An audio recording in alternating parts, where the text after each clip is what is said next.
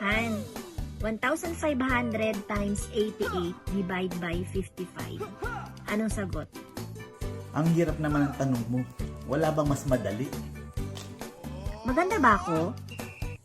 1, 5, 88, 55, 24. 24 ang sagot. Kaya ang tawag nila sa akin, ito ko'y bibo. Sandukan mo ang kanin. Sabi ng mamaya na, sandukan mo ang kanin. Ha? Ano yan? Sandukan mo ang kanin. Ano ba pinapanood mo?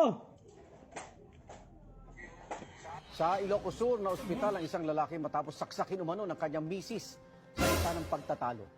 Base sa investigasyon ng mga polis, nagalit si misis matapos siyang utusan ni mister na sumandok ng kanin gayong mas malapit siya sa kaldero. Nagkaintan sila hanggang umabot sa pananaksak. Paliwanag ni misis sa mga polis, self-defense daw ang nangyari.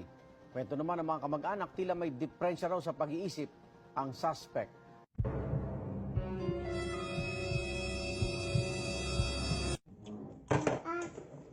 Akin na pinggan mo.